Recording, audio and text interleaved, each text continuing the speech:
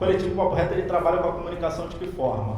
Ele usa como ferramenta a estratégia de busca, reafirmação de direitos, disputa da cidade a partir da nossa voz para nós mesmos e assim confrontando outras vozes e outros espaços onde talvez a gente não tivesse essas oportunidades de fala. O Coletivo Papo Reto, ele é no Complexo do Alemão, esse aí é um pedaço da favela que eu vivo. E eu vi que tiveram muitas falas interessantes sobre a realidade das drogas, sobre diversas situações. E eu vou trazer um pouco para a realidade violenta que a gente vive entre essas duas palavras, guerra e droga. Eu vou trazer dentro da minha realidade, dentro das minhas perspectivas, o que a gente vive.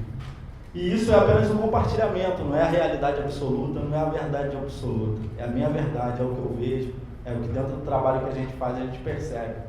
E eu trago isso para todos como uma provocação, para que a partir do momento de que se tem conhecimento dessa realidade, o que a gente pode fazer?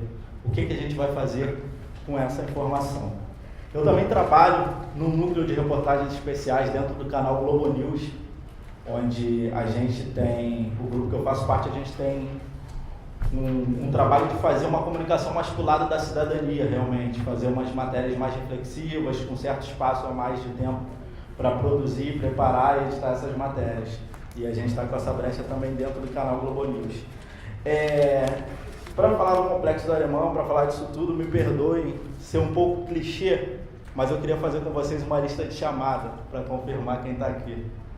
Rodrigo Oliveira, 20 anos. Não? Gustavo Cordeiro, de 28.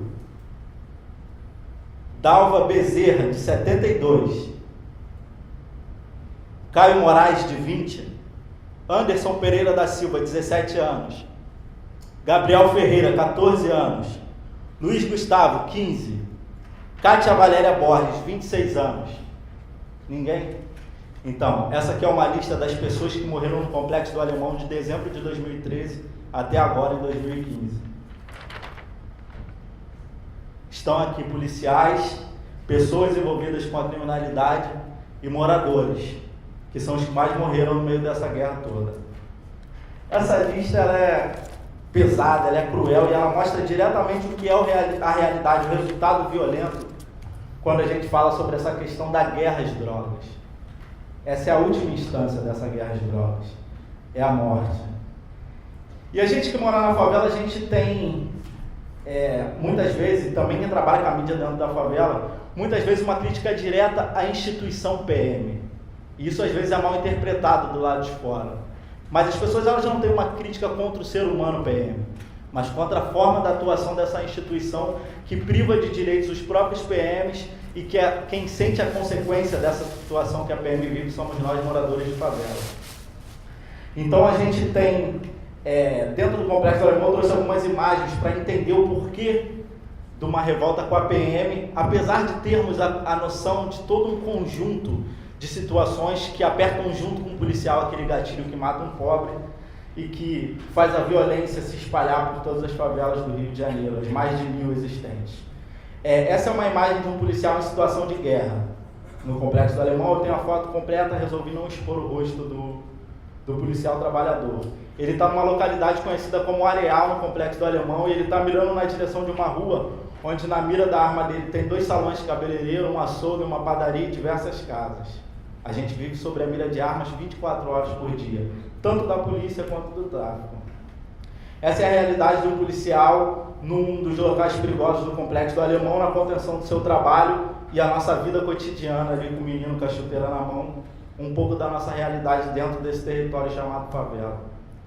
Aqui é o único braço do Estado atuante dentro das favelas do Rio de Janeiro. O diálogo, política pública para dentro da favela, é através da mira da arma de um policial. O Estado dialoga com as favelas, olhando para o favelado, para o morador de favela, através da mira de um policial. Nesse caso, Rafael Calazans é do Coletivo Papo Reto e a polícia está proibindo a atividade de um baile funk de rua, que não é nem esses baile grande, é um baile de esquina com 2 caixas de som. Aqui é a quadra Canitá, um dos únicos espaços culturais existentes do Complexo do Alemão, e a gente pode ver como é que ele está hoje. Uma excelente foto do Betinho Casas Novas. E a gente também tem bases trincheiras como essa dentro de escolas no Complexo do Alemão e em campos de futebol. Ou seja, mais uma vez, política pública para dentro da favela é apenas a polícia de contenção do pobre e nenhum investimento, nenhum diálogo, nenhum outro pensamento que não seja esse, e eles ainda ocupam os espaços de cultura, esporte, educação e lazer existentes dentro da comunidade, dentro da favela. E por que essa revolta com o policial? Porque o policial é a ferramenta pobre que o Estado põe na linha de frente, e é aquele que aperta o gatilho. Então, apesar de todo o conhecimento da realidade violenta, das pessoas que fazem o policial apertar aquele gatilho, ele se torna o inimigo número 1, porque é ele quem está atirando. E, infelizmente, essa guerra do pobre contra o pobre, que acontece da trincheira da favela para dentro, e que poucas pessoas conhecem, ela só cresce, só aumenta. E aí é o cotidiano do Complexo do Alemão, né? Policiais passando, a tropa e a galera fazendo atividade. Aqui, a gente está ali na frente da galera que está aí filmando, da área dele no Complexo do Alemão, na Alvorada, que é o Barraco 55. A gente está fazendo uma atividade de pintura, cultura, música, e em seguida, como em qualquer outra situação de cultura, de arte que a gente vai fazer em alguma rua do Complexo do Alemão, um batalhão de polícia vem fechando aquele espaço, revista, causa essas situações vexatórias, essas situações que acabam trazendo o preto para aquele colorido que a gente queria dar naquele espaço. E aí, essa é a porta da loja de um comércio que tem também no Alto da Alvorada, que é um dos lugares críticos do Complexo do Alemão, onde os policiais eles ficam encostados na porta. A gente pode ver que tem a maçaneta ali, não sei se dá para ver na imagem, mas tipo, as pessoas não ficam à vontade de entrar numa loja como essa, porque pode ter um confronto, pode passar alguém envolvido com a criminalidade. Como é que você vai fazer? Vai estar dentro de uma loja onde o policial está ali na frente e pode se proteger ali ou começar um tiroteio naquela situação. Aqui a gente está dentro do colégio Teófilo Otoni, não, no colégio Caí, que é um colégio dentro do Complexo do Alemão, onde tem também uma base, uma trincheira daquele tipo que a gente viu no Espaço Cultural da Canitá. Enquanto um dos professores está questionando aquela situação, esse policial que está olhando para frente, ele está de fone no ouvido, dando atenção nenhuma para o que está sendo falado naquela realidade. Aqui são outras situações, né? Os carros espalhados no meio da rua onde a gente não consegue espaço, caveirão passando em uma rua pequena como a das favelas, que para quem não vive na favela, não sei se vocês já viram um caveirão de perto ou conhecem a realidade, as favelas elas são pequenas, ela tem ruas apertadas, e tem moradores que têm carro, tem horas que tem entrega em comércios, e quando um carro desse passa, ele é grande, ele é pesado, ele vem em alta velocidade e ele danifica diversos veículos, tanto de comerciantes que estão recebendo mercadoria, quanto de moradores. E o prejuízo disso tudo, no final, se transforma, como bem foi trazido por algumas pessoas, em uma nota policial na mídia, dizendo que uma situação de confronto, a polícia apenas se defendeu, ninguém foi preso. E se vocês repararem mais na imagem, o medo e a situação é tão tensa que tem uma senhora caída ali no canto que o morador está ajudando a levantar. Eu não sei se dá para ver daí. Esse aqui é o Eduardo. Ele ganhou grande destaque na mídia, o jornal Dia também divulgou bastante. Ele é autista, preto, morador de favela. Ele ia ser morto por um policial numa operação no Complexo do Alemão. Ele recebeu uma ordem para parar, só que como ele é autista, ele seguiu na dele, e o policial já ia atirar, os moradores entraram na frente, teve uma confusão danada, e a gente teve até que fazer uma identificação para ele, um crachá, dizendo que ele é um menino autista, para ele não ser mais uma estatística do que acabaria se tornando algo como legítima defesa.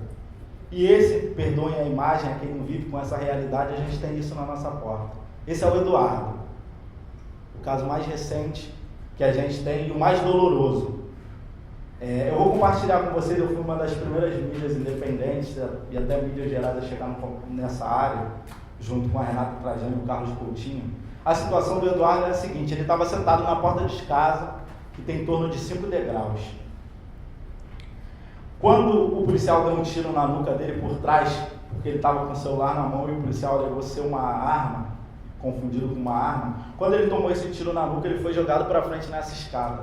Ele quebrou o braço 2 vezes, fraturou 2 costelas, além de ter a cabeça perfurada e estourada por esse tiro. E aí a gente tem que viver com a realidade de ser legítima defesa o resultado dessa morte, tanto para o governo, para a polícia, quanto também tem se partilhado muito isso nas mídias. E essa é a mãe do Eduardo, né, uma leoa, como eu falei, vendo aquele que é considerado o nosso inimigo, né? Apesar da gente saber que muitos outros dedos estão apertando aquele gatilho, o policial é o pobre que o Estado botou para morrer, como descartável também nessa guerra do pobre contra o pobre. E aí são os becos da favela, em situação de guerra. Esse é o último senhor que foi baleado, tem 3 dias nessa guerra às drogas, então a gente pode perceber o que é a guerra às drogas dentro dos territórios de pobreza. E o porquê da revolta dessa situação e porque a gente acredita que essa guerra de drogas tem que acabar. Porque por muitos anos a gente deu à polícia a legitimidade de apertar o gatilho e de quem mora na favela ser descartável. Hoje o tráfico ele só existe por causa da criminalização. E hoje o tráfico ele só se fortalece porque a gente legitimou a polícia a dar tiro em qualquer tipo de pessoa na favela e aceitou o discurso de que aquele cara era envolvido com o tráfico, com a criminalidade de alguma forma, e declarou que aquela vida não valia a pena. A gente viu recentemente, através das mídias independentes e da coragem de uma moradora, os policiais forjando um jovem no Morro da Providência. Pelo que eu entendi, aquele jovem tinha sim algum envolvimento com o tráfico, mas é uma situação comum dentro das favelas. Por quê? Porque nessa guerra às drogas, quando alguém morre, o policial forja. E por que o policial forja? Porque quem está de fora da favela vai legitimar aquela morte. Ele estava envolvido, ele estava vendendo drogas. Só que o que acontece dentro? Quando o cara não tinha nada a ver com o tráfico, quando ele já tem a família, já fica sofrendo. Mas quando o cara não tinha envolvimento, e muitas vezes era querido dentro da realidade da favela, o principal sentimento que tem dentro da favela são 2, revolta e ódio. E a partir disso que o tráfico continua mais forte, continua se replicando e continua crescendo dentro das favelas. Porque a gente vive uma guerra do ódio, com o discurso da guerra às drogas. Através das guerras às drogas, os policiais, eles se matam e morrem na favela, e jovens pegam armas e morrem e matam dentro das favelas. Um policial mata o jovem do tráfico, o amigo, o parente se revolta, quer virar bandido para matar o policial. O jovem da favela mata o policial, o filho, o primo, o irmão quer virar policial e quer ir na favela matar quem matou o policial. E a gente vive nessa guerra e não vai além disso. A gente não vê o que está acima disso. Quem alimenta isso? Quem vende isso? Mas a gente continua aceitando o discurso simples de que é apenas legítima defesa, que era uma operação que fazia parte de rotina, operação de rotina dentro das favelas. E o porquê da revolta com a polícia? Porque a gente acredita que o policial preto, pobre, da Baixada, tão sofrido quanto nós, e tendo dentro da sua casa as leis que o impedem até de protestar contra os abusos que eles sofrem, eles também deveriam encontrar alguma forma de se rebelar contra esse sistema que bota eles em trincheiras daquela forma, onde quando não é o apoio do morador para ele beber uma água ou esquentar comida, ele não tem nem banheiro para usar. Porque tudo que o Estado falou para ele foi botar uma arma na mão, saco de areia e falar, se vira. Você tem que fazer a paz a partir da arma e do medo. E aí, o que acontece? Muitas vezes, esse é o destino do morador da favela. Violação de cena, obviamente, de onde aconteceu o tráfico, mas comum. Muitas vezes, minimamente uma vez por semana, a gente vê alguém da favela saindo dessa forma. Carregado no lençol, carregado pelo pé como bicho abatido, sangue, pano e a vida do ser humano misturada. E essa é uma imagem muito emblemática, acho que não vai dar para ver daí, depois eu compartilho com a Julita ou com todo mundo. Mas aqui na parte da frente é um corpo, essa parte aqui é um corpo, e aqui tem um policial fazendo uma selfie com esse corpo. Então é um pouco do que a gente vive nessa situação da guerra, onde a gente perdeu a sensibilidade de muitas coisas. E aí eu digo a gente, eu digo todo mundo, eu digo o policial, o cara do tráfico, o morador que diz que é comum, e quem é de fora que acha que quem mora na favela e morre não faz falta, e é isso mesmo. Isso aqui são algumas imagens do cotidiano, do dia a dia, e aquilo que eu falei, né, de como sinais uma revolta. Eu tenho 26 anos, eu sou há 26 anos morador do Complexo do Alemão. Eu aprendi a ter medo da polícia não porque me disseram, mas pelo que eu via. Porque o tráfico, o que é o tráfico? O tráfico ele está ali, dentro do território. A gente sabe que tem as situações fora da lei, tem a ostentação de armamento, mas é uma coisa que você vê. E a polícia dentro do território, essa forma de combate às drogas, sem nenhum estudo a não ser a partir da guerra, isso sempre faz a gente ter o medo da polícia, porque quando a polícia ela vem na favela, é momento de operação, e o território se torna um território violento, um território de guerra, um território hostil e onde pessoas morrem. E aí a gente tem aqui uma cena dessa, né, de um menino apontando uma arma para um policial. Enfim, Só um minuto, vamos para as minhas Quem pastinhas. fez essa foto que você mostrou do menino? Não entendi. Sabe quem fez? Não sei, a foto da internet. Uma foto incrível. A da selfie é de quem? A da selfie é de morador, lá do Alemão. É de uma senhora. Aí é aquela tipo de selfie que a gente não diz quem tirou para evitar situações, né? E aí a gente parte para a questão da mídia. Por que as pessoas têm muito pé atrás na mídia? E hoje, eu tendo a oportunidade de trabalhar na Globo News, eu posso conversar isso muito com as pessoas. Porque isso aqui, você consegue mobilizar todas as emissoras, todos os jornais, todos os veículos existentes hegemônicos de comunicação para fazer a cobertura. Mas para isso aqui, uma festa no Dia das Crianças, você não consegue mobilizar ninguém. Então a gente acostumou que a dor, a violência, isso é que vende. E a gente tem que pensar de que forma a gente pode mudar isso. Porque tem muitas coisas positivas dentro desses territórios violentos também. E às vezes a gente só replicar aquela situação de violência, a gente também está fazendo ela se tornar mais forte. E aí aqui eu trouxe algumas imagens do porquê dentro de favelas a comunicação independente se tornou forte, né? Principalmente por conta da situação de violência mesmo, de acompanhar essas questões de arbitrariedade dentro dos territórios, e isso de certa forma a gente percebe que houve um impacto, uma redução dessa atuação violenta da polícia, porque hoje você pode tornar visível e mais pessoas atentarem àquela realidade. Mais cedo eu ouvi alguém falando sobre a mídia e o crescimento da mídia independente, até com o Bruno. E assim, a questão para mim, a minha visão era muito simples. A mídia independente ela só se tornou forte por uma única questão. Porque você pode dialogar com aquela situação. Essa é a potência básica da coisa. Trabalho na Globo, tem um monte de jornal. Quando a Globo passa uma matéria que eu considero errada, eu não vou gritar com a televisão, sabe? Eu não vou ir lá na redação do jornal e dizer que aquilo está errado. Mas com a rede social, você pode fazer isso com a Globo, você pode fazer isso com o jornal, porque na mesma hora que ele posta o link, você vai lá e comenta. E o seu comentário ele se encontra com diversos outros comentários que vão a favor do seu, que são contrários, mas você tem uma participação direta naquela notícia. Aquela notícia ela continua viva. Você não é apenas um receptor, você passa a fazer parte daquilo quando você tenta desconstruir, quando você parabeniza por algo que foi feito de forma interessante. Então essa aproximação é a maior potência que eu vejo na comunicação independente. E eu vi alguém falar, acho que foi você, né, de depredar o patrimônio público e tal, na favela. Eu trouxe exatamente umas imagens para dizer exatamente porque é uma provocação para a mídia, principalmente, para a gente dizer por que as pessoas depredam na favela. Foi sobre o ônibus. Foi sobre o ônibus, né? Ó, isso aqui é uma base policial que o morador depredou também, em uma área de muita violência no Complexo Alemão. Isso aqui é um protesto na rua, na época que morreu Dona Arlindalva, de 72 anos. Isso aqui também é uma revolta com a base da UPP, mas também tem essa questão dos ônibus e tal. Tem alguém do Jornal Extra? Eu sou muito amigo da galera do Jornal Extra também, todas as mídias, né? E sempre que eu tô com eles eu faço uma piada, uma pergunta que acaba sendo grave, que é assim, vocês estão me devendo R$200. Por que isso? Porque uma vez teve uma manifestação no Complexo do Alemão e o Jornal Extra falou que cada morador daquele que estava participando da manifestação recebia R$200 do tráfico para fazer aquilo que estava fazendo. Pô, a gente está esperando o duzentão até hoje, nem de um lado nem de outro veio. Mas assim, é uma situação de cobertura de achismo, onde simplesmente você pode se aproximar e tentar entender. É o interesse do não ouvir. Você quer dar uma notícia sem ouvir, você quer... a imparcialidade ela não existe, porque você está olhando e você está formulando a sua opinião, mas você não tentou dialogar com ambas as partes, ou então para além da nota da polícia, né? E aí eu trouxe aqui umas imagens de extremos que fazem as pessoas... a depredação inversa.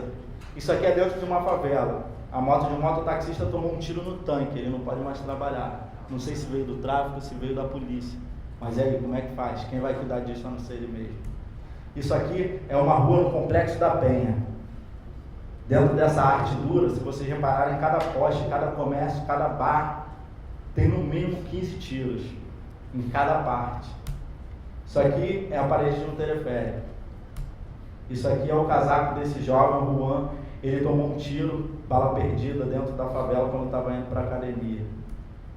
Só que é uma casa de uma senhora e ela está com a janela fechada e ela me falou que para o sol, para a luz entrar dentro da casa dela, ela não precisa abrir a janela porque ela já tem tantos buracos que isso não é necessário. Isso aqui é uma casa na Alvorada. Isso aqui é um carro que foi amassado pelo caveirão, enfim. São situações de depredação inversa. Quem vai pagar por isso? Quem vai trocar aquele portão? Qual? É a pacificação, pacificador. Polícia pacificador, é o nosso entendimento sobre isso. Então, assim, quando uma pessoa ela desce para a rua para depredar, é o extremo, sacou? É um acúmulo de muitas coisas vividas. Claro que eu não estou aqui legitimando, vamos quebrar ônibus. Não, pelo contrário, também não concordo. Mas a situação que não tem voz acaba aparecendo daquela forma. Só que na mídia diz apenas que moradores depredaram um ônibus. Mas por que pessoas, trabalhadores comuns resolveram depredar um ônibus e se tornam vândalos no consentimento geral de quem mora, como aqui nessa foto, de 500 metros para fora, onde existe a paz? Enfim, pacificação, paz ou ficção? O povo é o poder. Se matam, juíza, imagina o que fazem com os favelados, parede da favela. Então, assim, eu trouxe essas imagens para trazer... Tudo isso faz parte de um conceito do que é a guerra às drogas dentro da realidade das favelas. A gente vive essa situação de violência diária. A gente vive todas essas questões de viver a guerra em territórios isolados da entrada da favela para dentro. Então, às vezes, a gente pode estar aqui conversando, se isso fosse dentro da favela, a gente está conversando e isso acontecer de repente. Sacou? Isso aqui foi gravado por um jovem na porta de um salão de cabeleireiro, sabe? Então, assim, de manhã, de tarde, à noite, você pode estar indo numa padaria, você pode estar indo levar o seu filho à escola, você pode estar saindo de casa para trabalhar e começar um tiroteio. Tudo isso consequência dessa guerra às drogas. Tudo isso consequência dessa situação que a gente vive. Eu trouxe um texto aqui, eu acho que vocês receberam. Eles receberam? Eu vou ler esse texto aqui com a galera para poder encerrar, para a gente morrer de fome. Esse texto está dentro das pastas. Legal. Que é assim, ó. Para quem não é da favela, eu fiz isso a partir de vários questionamentos de pessoas. O Papo Reto, quando a gente estava postando sobre uma guerra que acontecia e as pessoas faziam comentários perversos de legitimação de que aquela situação deveria ser assim mesmo. E aí o texto ele é assim, ó. O cenário de uma guerra é o seguinte: há grupos armados se enfrentando, que na nossa realidade das favelas são o tráfico e a polícia, mas também pode ser outras facções ou grupos de milicianos. No meio destes estão pessoas não participantes dessa guerra, mas que a vivem, pois elas acontecem nas suas portas. A favela é composta por becos, diversos deles. São como artérias, como galhos de árvores, onde um se desmembra em vários outros, e assim por diante. Em comum, são apertados, pois, como o nome já diz, são becos. O disparo de um tiro de fuzil parafal, calibre 7,62, que ambos os lados da guerra usam, se não estou enganado, ele atravessa de 3 a 5 paredes concretadas. Vocês conhecem uma favela? Já viram as casas de uma favela? Quando uma arma dessa dispara rajadas no beco, ela encontrará obstáculos rapidamente, pois os becos são curvos e o tiro vai reto. Quando uma arma dessa dispara em um beco, o som é ensurdecedor e dá medo. Quando uma arma dessa dispara em um beco, acerta uma casa, destrói o bem de alguém daquele lar, uma TV, por exemplo, dá prejuízos e dá medo. Quando uma arma dessas dispara em um beco, acerta, fere ou mata uma pessoa, dá medo, dor, revolta e muito mais. Quando isso se repete muitas vezes, mexe com a rotina, a saúde, o psicológico, o estresse, o nervoso de crianças, jovens, adultos e idosos. Nunca pensou nisso, né? Vai vendo. Isso é a guerra. Na nossa realidade, as formas desastrosas que o Estado e a Polícia Militar do Rio de Janeiro atuam, usando como discurso a guerra às drogas, apenas alimentam a dor, o ódio e jogam cada vez mais longe as utopias e ilusões de uma vida onde os nossos problemas principais sejam o trânsito, o transporte público, até a falta de emprego, mas não esse risco iminente de morte. E o tráfico? Pois é, o tráfico da favela, apesar de também estar bem armado, ele não é a cabeça dessa situação. Os varejistas da favela não são o bolo da festa. Mas o foda é que tanto quem está no crime, quanto qualquer um de nós, pobres, pretos e pretas, favelados, somos aquele que por nossa cor, por nosso endereço, somos os que podemos ser exterminados. Somos aqueles que os secretários de insegurança dizem que baixas desse tipo fazem parte, ou agora o novo auto de resistência à legítima defesa. Essa PM nunca soube lidar de forma respeitosa e plena com os moradores de favela, pois elas não foram treinadas para isso, mas sim para proteger e servir quem tem grana para pagar por isso. A segurança pública no Brasil é privada. Nesse caso, privada pode ser usada em dois sentidos, inclusive como uma merda mesmo, quando na nossa realidade. Desmilitarizar a PM, entender que é da proibição das drogas que nasce o tráfico, discutir a descriminalização, entender que na favela não há hectares de plantação de maconha e nem refinarias de coca, muito menos fábrica de armas, questionar quem lucra de verdade com as nossas lágrimas, sangue e dor. Essas são algumas coisas óbvias que mostram que o problema não está nas favelas, mas que somos usados, sofremos e morremos para que os dedos, a mira da arma e a lente da câmera fiquem apontados para nós e não percebemos os verdadeiros seres que são ruins. Enquanto isso, continuará a todo vapor essa engrenagem onde morrerão os PMs, pessoas envolvidas com a criminalidade e morreremos nós moradores. Todos pobres, pretos e pretas, descartáveis na opinião de muitos. E isso é culpa sua. Isso é culpa de cada um que está ouvindo isso, mas que não vai nem refletir ou pensar uma solução para quebrar essa engrenagem aí de cima, essa engrenagem que eu falei. Poucos farão, eu espero estar errado. E eu queria dizer para vocês que trabalham com comunicação, e principalmente nessa cobertura da guerra, que a gente pense que a guerra das drogas, ela significa o seguinte, é isso daqui, ó. Pá, pá, pá. Palavra perdida. É isso, galera.